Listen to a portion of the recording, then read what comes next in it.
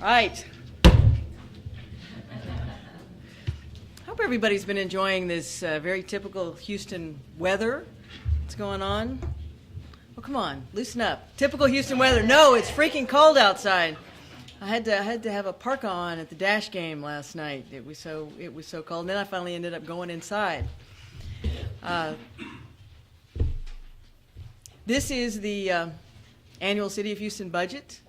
I'm assuming that you all have copies of it and you're reading it as rapidly as you possibly can.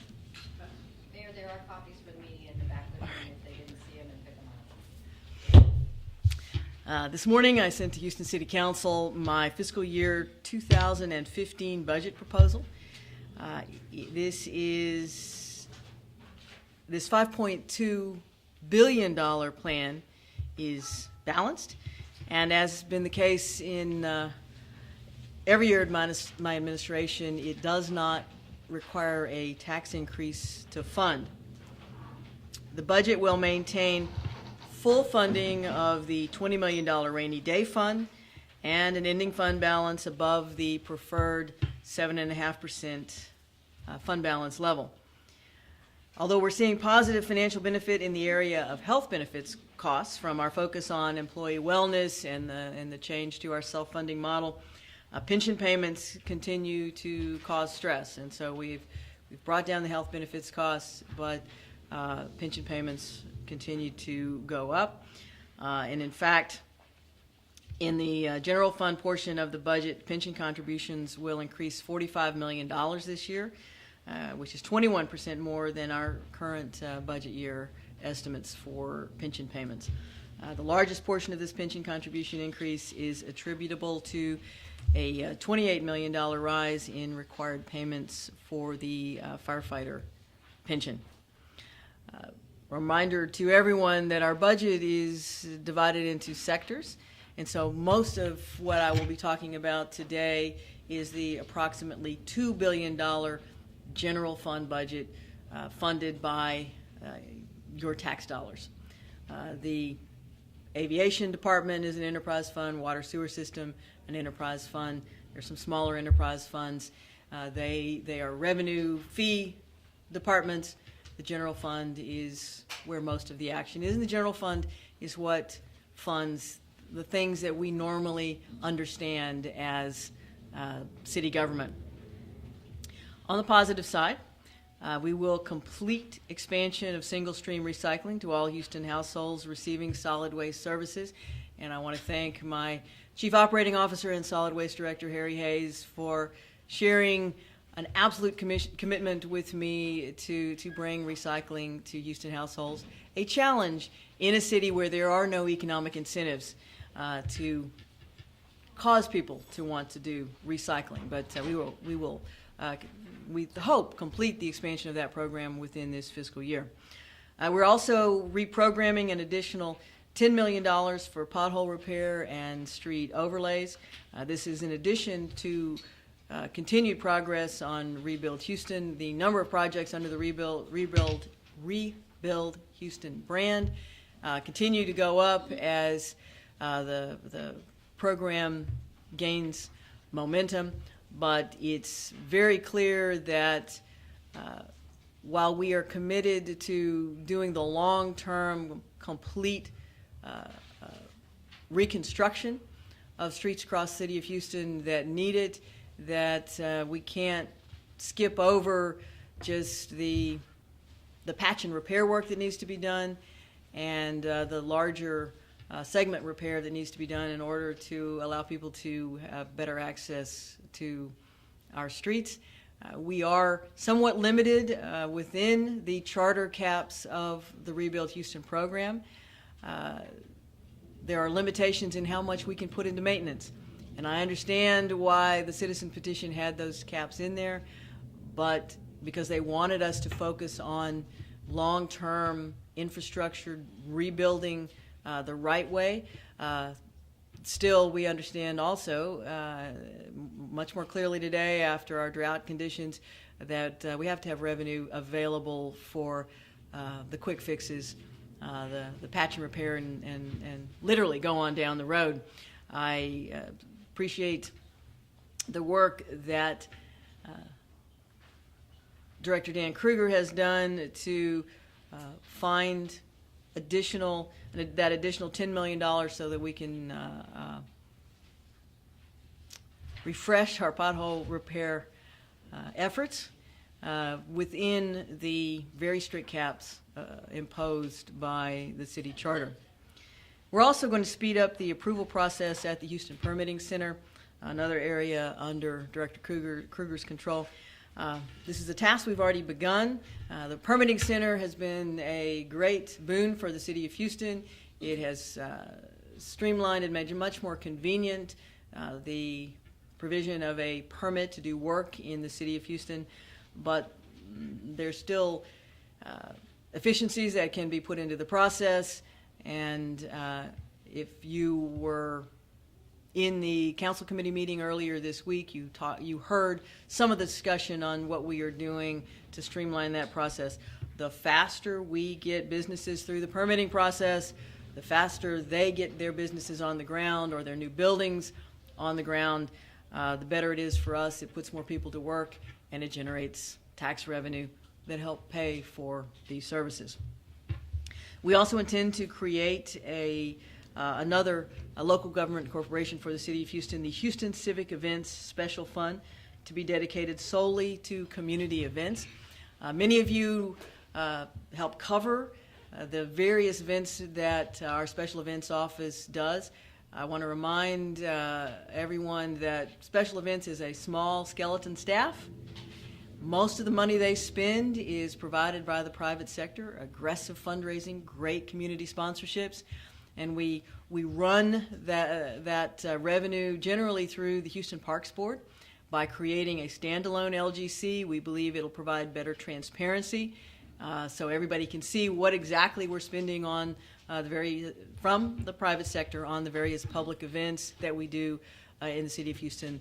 And I am, of course, I'm talking about the 4th of July celebration, the Thanksgiving celebration that's now under the city, our Veterans Day activities, and the hundreds of things that Special Events does throughout the course of the year. So that is not we're not spending money on that within the budget, but we are doing it within the budget, and I want to make people aware of it because I think it's a good step forward. On the practical side, we will provide funding to expand HPD's pilot police body camera project. The pilot project worked very well. As we've discussed in the past, you can put cameras lots of places within the police department. We experimented last year with putting cameras out in community to stop illegal dumping with not so great results. You can put cameras on police cars to record the interaction on a street corner when the police officer pulls somebody over, and that's a great place to have cameras, and we will continue to have cameras in the traffic enforcement area of the police department on vehicles, but for patrol officers, we really want the body cams, and the pilot project has worked well. We'll tweak the program. It's given us a basis for the protocols of the program, and we intend to expand that. We also are putting more animal control staff at BARC, our Bureau of Animal Regulation and Care. There's been a lot of public discussion about that. It was presented to council with various options. I believe we will be doubling the ability to take animals off the street in BARC. And then finally, just as I did last year, I'm going to ask for a work demands analysis at the Houston Fire Department as the fire service changes, more and more being EMS instead of fire. We think we need an objective look at how you should deploy those resources. Our entire model, where we place fire stations, for example, is based on a model of fighting fires with modern building codes and modern building codes and different fire alarms and all sorts of other things now that we haven't had in the past. We put out fires faster, buildings are safer, there are fewer fires, and yet we increasingly see the need for good EMS response. And so what is the right deployment and the right ratio of resources? I had a work demands analysis in last year's budget. Council removed it in order to fund a summer job program for youth this summer, which is actually about to kick off, but I'm going to ask for it again this year. We'll also begin work on the announced cultural and bicycle plans, working through the planning department and various other departments of the city of Houston. We're going to continue working with the Parks Board and the private sector on the Bayou Greenways initiative, and I am going to continue to prioritize my commitment to end chronic homelessness here in the city of Houston. Much of that work is done with federal grant dollars, but I have doubled the staff of our homeless initiative. I've gone from 1 person to 2 people, and they continue to outperform all my expectations, and we continue to get national accolades on what we're doing. So we're going to continue to try to find every federal and philanthropic dollar we can to work on homelessness. We have discussed the general plan for the city of Houston, and there's a little bit of money in the budget to allow that to go forward, although we are soliciting private contributions to assist in that as well.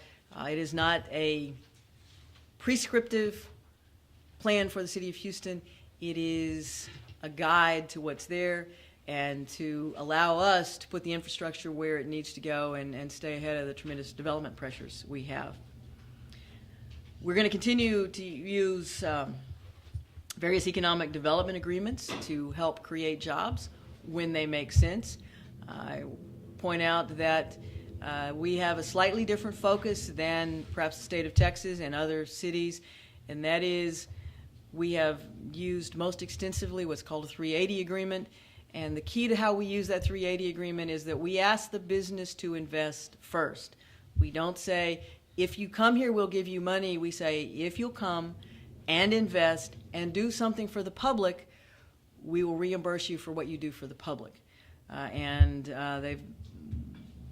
They have proven themselves, and we will continue to make those available, although I don't have specific plans to announce today. I am also going to increase by $5 million a new line item in the budget that I established last year, and that is the Maintenance, Renewal, and Replacement Fund. It's a big title for something fairly simple. Maintenance, Renewal, and Replacement Fund. We've had a pattern in practice for decades here in the city of Houston that we buy things with capital dollars, but we don't put general fund dollars in to maintain them. And for the first time last year, we created the line item for routine maintenance. You are aware that we did a complete facilities assessment. So it's a very data-driven approach to determine what do we need in our buildings, and put the category 1s and 2s at the top of our capital projects list. But my determination is that we don't get into that situation. If you get a little roof leak, you fix a little roof leak before it becomes a big roof leak, and then you have to replace the roof. And in the past, the city of Houston has not done that well, but we have specific funding identified to take care of the little problems now to prevent the large problems later. The good news is the overall Houston economy really is booming. We are blessed to be in Houston. There are lots of great things happening. There are new housing starts, new multifamily starts, and new commercial starts across downtown and across the city of Houston. The economy is booming, and that means that because a significant portion of the general fund comes directly from property taxes, we are receiving more revenue into the city to help match this great growth. As more people move here, there's a greater demand for services, and you want the revenues of the city of Houston to match the demand for services in the city of Houston. Unfortunately, while I'm going to be here talking about this year's budget, I want everybody in the room to think about next year's budget, because we've been working on next year's budget for months now internally.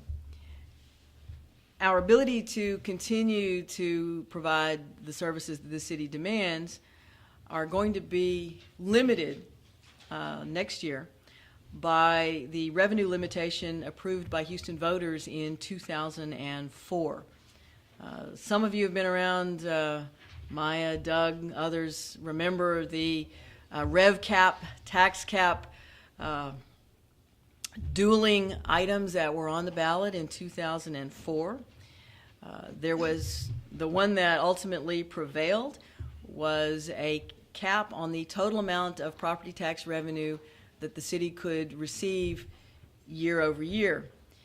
There's no impact in this current budget, but because of the tremendous growth in the city of Houston, we think that there will be a cap on the revenue that the city can receive in the next budget, the FY2016 budget, and that we will be forced to significantly roll back city taxes, the city tax rate, to reduce the revenue coming into the city if that revenue cap stands as written today. With that in mind, we are already working on next year's budget and what we can do to continue a very aggressive effort that we've already engaged. Actually, we've been engaged in 4 years since we started in the recession, but to identify cost containment options, develop a plan that will allow us to manage the revenue limitations, the artificial revenue limitations that will be imposed on us, and still try to meet the city's growing needs. We're going to schedule a series of presentations to council and discussions with the media on what those options are as we move forward. I've never shied away from tough decisions. I don't pick fights, I don't believe, but I also don't walk away from them. The difficulties that lie ahead will challenge us to be very, very creative and to put in place policies and practices that will allow the city to address in a continued fiscally responsible manner the growing needs for services that are the result of being the best city in which to live, work, and raise a family, and that brag is no brag if it's fact. We continue to be a destination for the best and the brightest from around the United States and around the world, and we are blessed by that, but it means that we have to provide the services necessary and manage today, but also continue to work to improve our opportunities in the future. If you have very detailed questions about the budget, which I know that you have already processed with your budget books there, I have Mr. Kelly Dow, Chief Business Officer and Finance Director for the City of Houston, to answer questions, and he has his staff here as well. We will do our best, but Council just got this today. They'll have 2 weeks to process it, and then we'll start rolling it out to them after that 2-week period of their ability to look at the budgets. We have had to rearrange our budget presentations a little bit because of the decision of Council to delay the Equal Rights Ordinance. I told everybody they had to clear their calendar for Wednesday the 28th, and there were a number of budget meetings scheduled for that afternoon.